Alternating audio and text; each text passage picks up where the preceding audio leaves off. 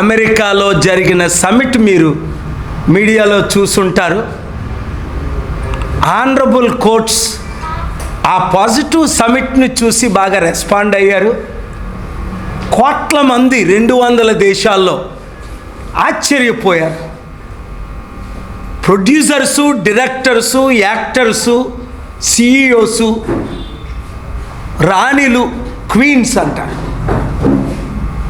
Los Angeles, Beverly hills హిట్టల్ వచ్చి యుద్ధం ఆగాలి, శాంతి నెరవేరాలి. యుద్ధాల వల్ల ప్రతి దేశానికి, ప్రతి రాష్ట్రానికి, ప్రతి ఒక్కరికి నష్టం ఉంది అని ఐక్యంగా అందరూ కలవడం చాలా ఆనందం. నిన్ననే అమెరికా నుండి వచ్చి ఢిల్లీ సుప్రీంకోర్టులో ఎలక్షన్ ఎలాగ జరపాలి 7 సలహాలు ఇచ్చినా వారు ఎందుకు పాటించట్లేదు? 180 దేశాల్లో ఒక్కరు కూడా ఈవీఎంలు వాడనప్పుడు మనం ఎందుకు ఈవీఎంలు వాడాలి? 197 దేశాల్లో ఒక్క డిక్టేటర్స్ తప్ప డెమోక్రసీలు ఒక్కరు కూడా ఈవీఎంలు వాడటం లేదు. టెక్ ఎక్స్పర్ట్ ఇలాన్ మస్క్ చెప్పినట్లే ఈవీఎంలు ట్యాంపర్ అవుతున్నాయి, రిప్లేస్ అయిపోతున్నాయి. తద్వారా రిజల్ట్స్ బాగా రావట్లేదని అప్పుడు చంద్రబాబు నాయుడు గారు అన్నారు, ఇప్పుడు జగన్మోహన్ రెడ్డి గారు అన్నారు అని అంటే నా ఆర్గ్యుమెంట్స్ విన్న తర్వాత సుదీర్ఘంగా ఓహో ఓడిపోతే ఈవీఎంలని దోషిగా చేస్తారా అప్పుడు చంద్రబాబు నాయుడు, ఇప్పుడు జగన్మోహన్ రెడ్డి గారు అని కోర్టు దాని మీద స్పందించారు. కానీ నేను రుజువులు చేశాను. ఓడిపోయినందున వారు అన్నారా, గెలిచిన వాళ్ళు ఈవీఎంలు కాదన్నారా? కాదండి. ఇక్కడ ప్రపంచ దేశాలన్నీ ఎందుకు ఈవీఎంలు బాయ్కట్ చేసేవి? అమెరికా ఈవీఎంలు వాడేది, కెనడా, యూరప్ దేశాలు, ఐరోపా 50 దేశాలు ఈవీఎంలు వాడాయి. ఇప్పుడు ఎందుకు వాడట్లేదు ఈవీఎంలు? ఈవీఎంలు తప్పనే కదా వాడట్లేదు. రెండోది, బ్యాలెట్ పేపర్లు ఎందుకు వాడుతున్నారు? వెంటనే ఎందుకు కౌంట్ చేస్తున్నారు? మనలాగా 40 రోజులు తీసుకోకుండా మనం చేయలేమా? మనం ఎందుకు డిఫరెంట్గా ఉండకూడదు అని అన్నారు జడ్జి గారు. రవినాథ్ ఆయన పేరు.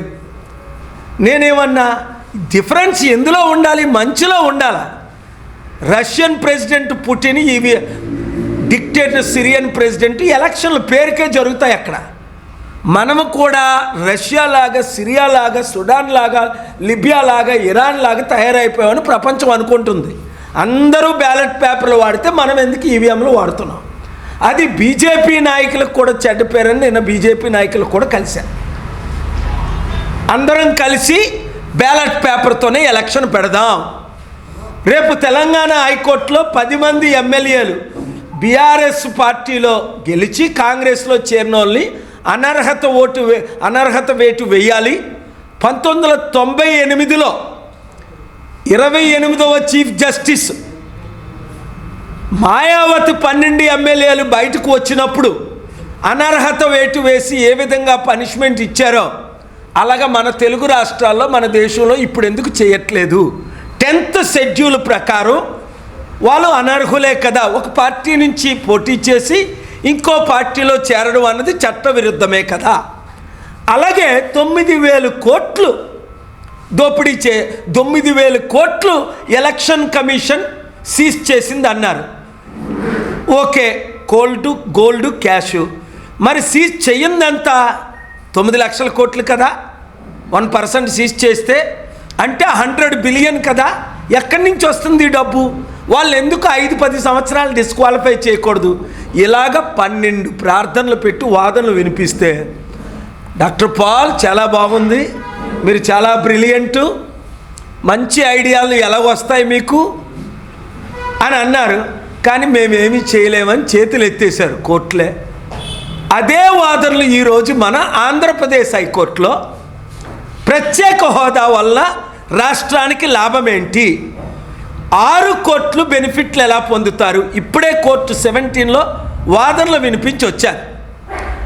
జస్టిస్ నరేంద్ర గారు, కోర్ట్ 17లో second most senior justice, graciously heard the matter in detail until 4 p.m. and given the opportunity for Andhra Pradesh Chandrababu Naidu గారుకి ప్రత్యేక హోదా కావాలా వద్దా అడిగాను. వారి అడ్వకేట్ అక్కడ ఉంటుండగే, చంద్రబాబు నాయుడు గారు మీకు ప్రత్యేక హోదా రాష్ట్రానికి కావాలా వద్దా, మీరు ఎందుకు కౌంటర్ ఫైల్ చేయట్లేదు? చంద్రబాబు నాయుడు గారు తెలివైన ఆయన కదా, ఖజానా అంతా ఖాళీ అయిపోయిందని, స్వర్గం అయిపోయింది కోర్టు. తెలుగులో జడ్జి గారు మాట్లాడారు, నేను మాట్లాడానని.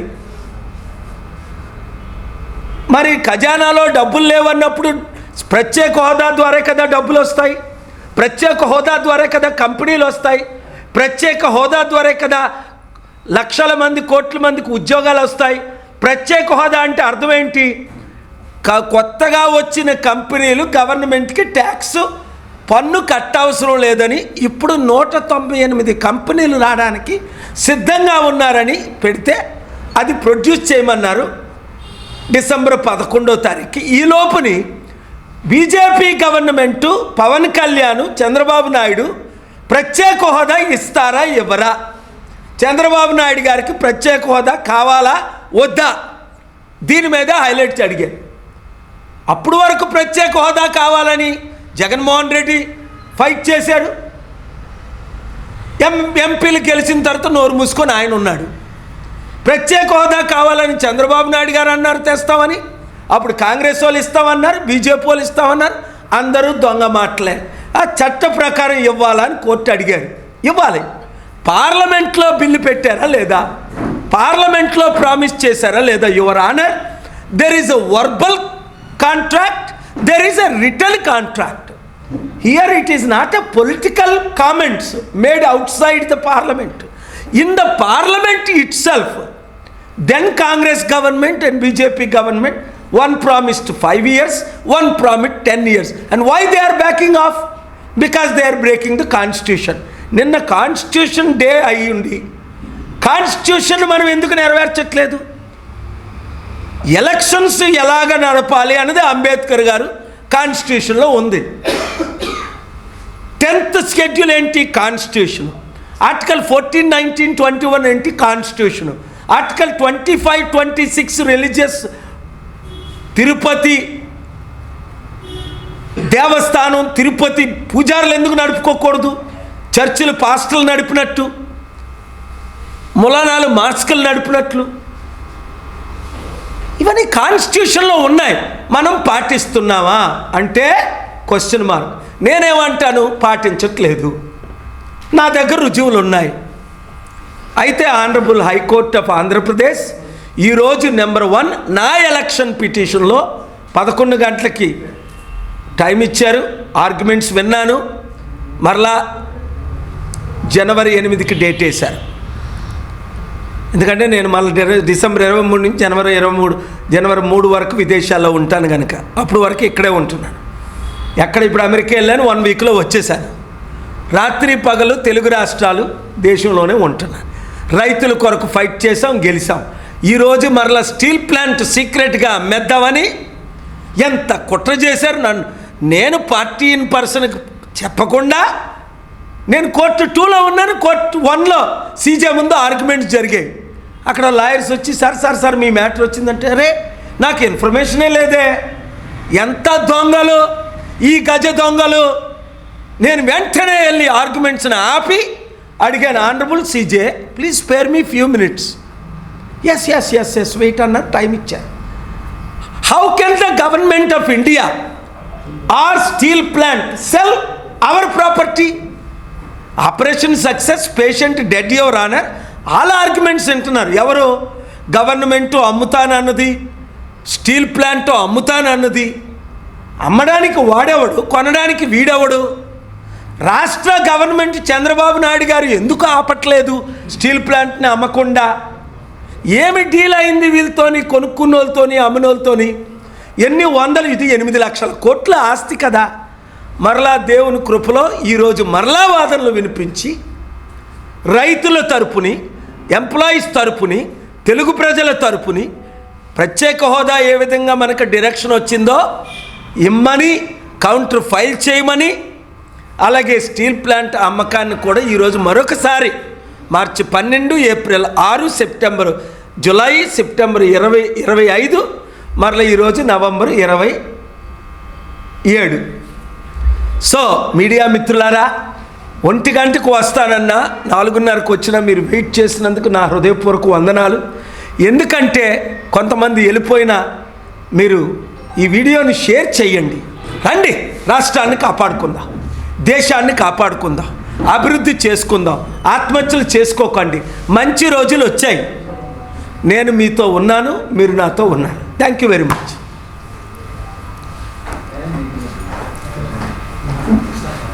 ప్రత్యేక హోదా డిసెంబర్ 11 వాళ్ళు కౌంటర్ ఫైల్ చేయాలి. నేను కూడా తద్వారా లాభాలు ఏంటి అన్నది డీటెయిల్గా ఫైల్ చేస్తాను. సెంట్రల్ గవర్నమెంట్, స్టేట్ గవర్నమెంట్ కూడా పవన్ కళ్యాణ్ కూడా స్టేట్మెంట్ ఇచ్చారు కదా, వైజాగ్ స్టీల్ ప్లాంట్ అమ్మట్లేదని. దాని మీద ఇంకెందుకు మరి అమ్మకపోతే ఇవాళ కోర్టులో ఏం జరుగుతుంది? అమ్మకమే జరుగుతుంది. ప్రత్యేక హోదా ఏ విధంగా గవర్నమెంట్ ఫైల్ ఎందుకు చేయట్లేదు? చంద్రబాబు నాయుడు గవర్నమెంట్ మాకు ప్రత్యేక హోదా కావాలా వద్దా ఫైల్ చేయమని అడిగాను. ఆయన తెలివైన ఆయన కదా, మీరు ఫైల్ చేయండి. నేను కదా ఫైట్ చేస్తున్నాను, మీరు కాదు కదా. నాకు మద్దతు ఇవ్వండి, తప్పే ఉంది. మీ గవర్నమెంటే కదా బాగుపడుతుంది. ఖజానా ఖాళీ అని అరగంట సేపు చెప్పాను. చంద్రబాబు నాయుడు గారు ఇప్పుడు 30 సార్లు చెప్పారు అసెంబ్లీలో.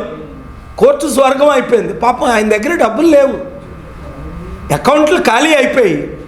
అది ఎలక్షన్ ముందు ఆయనకి తెలిసినా గెలవడం కొరకు చెప్పలేదు. ఇప్పుడు చెప్తున్నారు. అప్పుడు తెలీదు ఆయనకి. 4th time CM. ఆయనకంటే తెలివైన సీఎం ఎవరున్నారు? అందుకనే ఆయన మీరు ప్రధానమంత్రి అవ్వండి. నితీష్ కుమార్ 2.5 సంవత్సరాలు, మీరు 2.5 సంవత్సరాలు కాంగ్రెస్కు మద్దతు ఇవ్వండి. 240 మీ 18 + 12 కలిస్తే 270 అవును కదా. మరి ఎందుకో ఆయన ముఖ్యమంత్రిగా ఉండి చెడ్డ పేరు తెచ్చుకొని ఇప్పుడు అందరూ చీ అంటున్నారే చంద్రబాబు నాయుడిని, ఇచ్చిన వాగ్దానాలు నెరవేర్చట్లేదని. చీ అనిపించుకునే కంటే ప్రధానమంత్రి అయితే బోల్ డబ్బులు తెచ్చుకుందాం కదా. ఎందుకు భయపడుతున్నారు ఆయన? దేవుడు ఉంటుండగా, పైన భూమి మీద నేనుంటుండగా, ప్రజలు మద్దతు ఇస్తుండగా ఆయన భయమే ఆయన్ని వెంటాడుతుందా అని అనిపిస్తుంది. భయపడకండి, బైబిల్లో మాట ఉంది, భయపడకండి, ధైర్యంగా ఫైట్ చేయండి. డిసెంబర్ 11ని ప్రత్యేక హోదా వాయిదా పడింది కౌంటర్ వేయడానికి. నేను కూడా డీటెయిల్స్, ప్రత్యేక హోదా ద్వారా లాభాలేంటి, ఎవరెవరిని తీసుకొస్తాం, తద్వారా నిరుద్యోగులకు ఉద్యోగాలు, కంపెనీ ఓనర్స్కి, అలాగే రైతులకు, మహిళలకు, పిల్లలకు ఎడ్యుకేషను, హెల్త్ కేరు బెనిఫిట్స్ అన్ని చార్ట్లో ఎక్స్ప్లెయిన్ చేసి మళ్ళీ నేను ఫైల్ చేస్తాను ఇంకో additional documents. Thank you very much.